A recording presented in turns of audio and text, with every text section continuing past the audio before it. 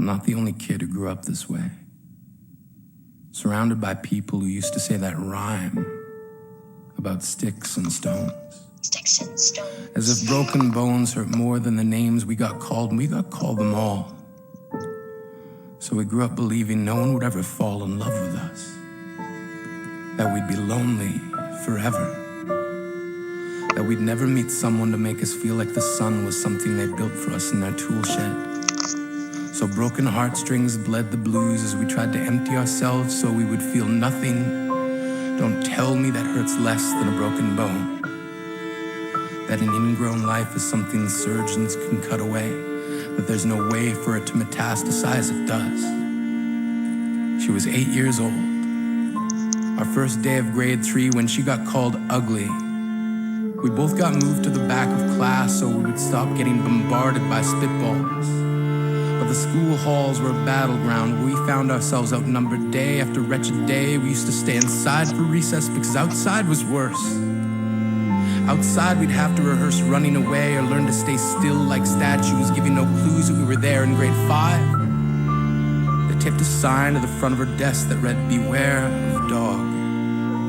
To this day, despite a loving husband, she doesn't think she's beautiful because of a birthmark that takes up a little less than half her face. Kids used to say she looks like a wrong answer that someone tried to erase but couldn't quite get the job done. And they'll never understand that she's raising 2 kids whose definition of beauty begins with the word mom. Because they see her heart before they see her skin. Because she's only ever always been amazing. He was a broken branch grafted onto a different family tree. Adopted. Not because his parents opted for a different destiny. He was 3 when it became a mixed drink of 1 part left alone and 2 parts tragedy. Started therapy in 8th grade. Had a personality made up of tests and pills. Lived like the uphills were mountains and the downhills were cliffs. 4/5 suicidal, a tidal wave of antidepressants, and an adolescence being called pauper. 1 part because of the pills, 99 parts because of the cruelty. He tried to kill himself in grade 10 when a kid who could still go home to mom and dad had the audacity to tell him, "Get over it." As if depression is something that can be remedied by any of the contents found in a first aid kit. To this day, he's a stick of TNT lit from both ends. Could describe to you in detail the way the sky bends in the moments before it's about to fall. And despite an army of friends who all call him an inspiration, he remains a conversation piece between people who can't understand.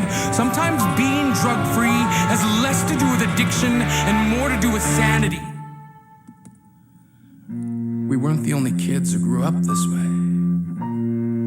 To this day, kids are still being called names. The classics were, "Hey stupid," "Hey spaz." Seems like every school has an arsenal of names getting updated every year. And if a kid breaks in a school and no one around chooses to hear, do they make a sound? Or they're just background noise from a soundtrack stuck on repeat when people say things like kids can be cruel? Every school was a big top circus tent, and the pecking order went from acrobats to lion tamers, from clowns to carnies. All of these miles ahead of who we were freaks. Lobster claw boys and bearded ladies. Oddities juggling depression and loneliness, playing solitaire, spin the bottle, trying to kiss the wounded parts of ourselves and heal. But at night, while the others slept, we kept walking the tightrope. It was practice, and yes, some of us fell. But I want to tell them that all of this is just debris left over when we finally decide to smash all the things we thought we used to be. And if you can't see anything beautiful about yourself, get a better mirror. Look a little closer. Stare a little longer. Because there's something inside you that made you keep trying despite everyone who told you to quit. You built a cast around your broken heart and signed it yourself. You signed it. They were raw. Because maybe you didn't belong to a group or a clique. Maybe they decided to pick you last for basketball or everything. Maybe you used to bring bruises and broken teeth to show and tell but never told. Because how can you hold your ground if everyone around you wants to bury you beneath it? You have to believe that they were wrong. They have to be wrong. Why else would we still be here? We grew up learning to cheer on the underdog because we see ourselves in them. We We stem from a root planted in the belief that we are not what we were called.